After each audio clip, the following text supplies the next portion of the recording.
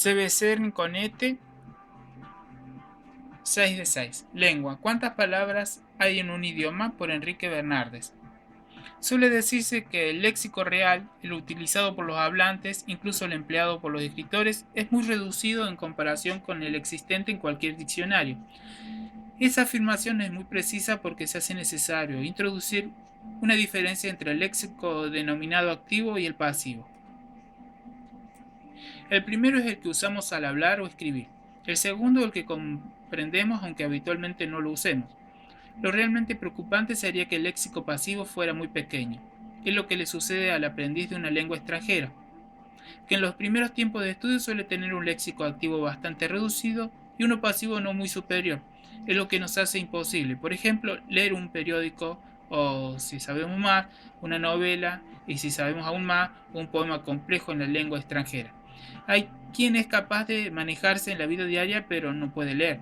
Digamos el diario Pravda, La montaña mágica de Thomas Mann o La Divina Comedia de Dante, en su lengua original, que estamos aprendiendo.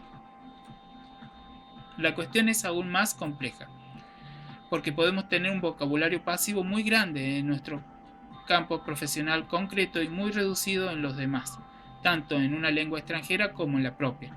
Todo eso es normal. No puede ser de otro modo ni hay motivo alguno por el que pueda parecer conveniente intentar que sea de otra forma.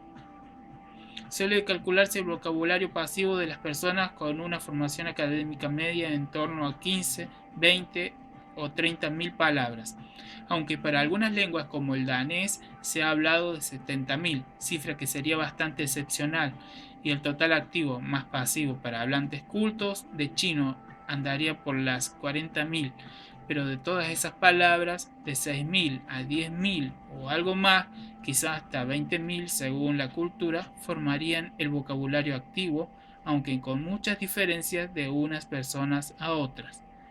El mínimo del vocabulario personal estaría, para lenguas de nuestro ámbito cultural, en torno a las 2.000.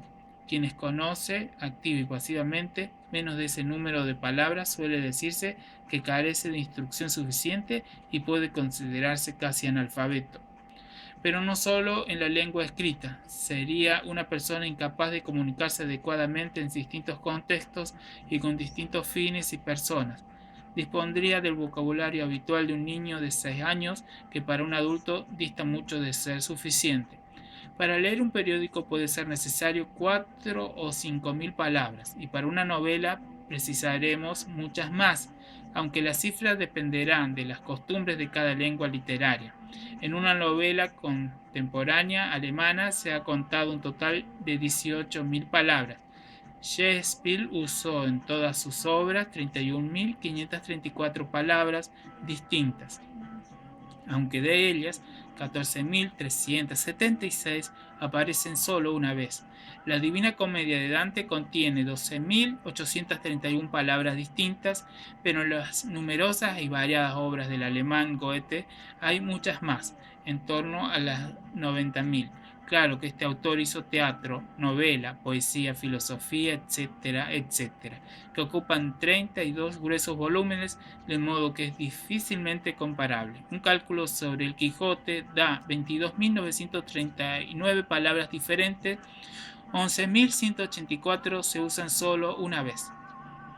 De manera que las lenguas de nuestro ámbito cultural tienen vocabularios reales de uso de magnitud muy semejante, aunque con grandes diferencias de unas personas a otras, diferencias que pueden llegar a ser enormes entre escritores, sea dentro de la misma lengua o comparando unas con otras.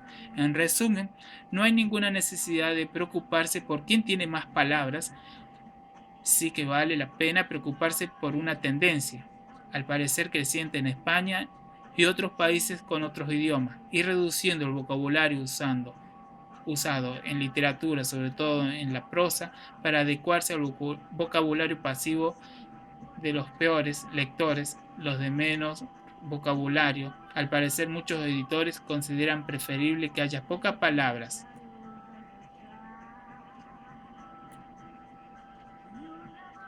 a que la riqueza del vocabulario dificulte las ventas. Esta nefasta tendencia parte de un movimiento simplificador en todas las áreas de la cultura con el objetivo de llegar a un mercado lo más amplio posible. Está empezando a afectar incluso a culturas y literaturas que todavía hoy hacen gala de una riqueza léxica que a algunos les parece sobreabundancia o exceso. Me refiero, por ejemplo, a la novela islandesa. Los escritores en esa lengua procuran afinar su vocabulario hasta unos límites que serían y son inconcebibles entre nosotros actualmente. Nadie te va a entender esos palabras, argumentan algunos editores. De manera que no nos preocupemos de si tenemos más o menos palabras que la lengua X, pero prestemos la máxima atención posible al conocimiento activo y pasivo del vocabulario de nuestro idioma en la vida real.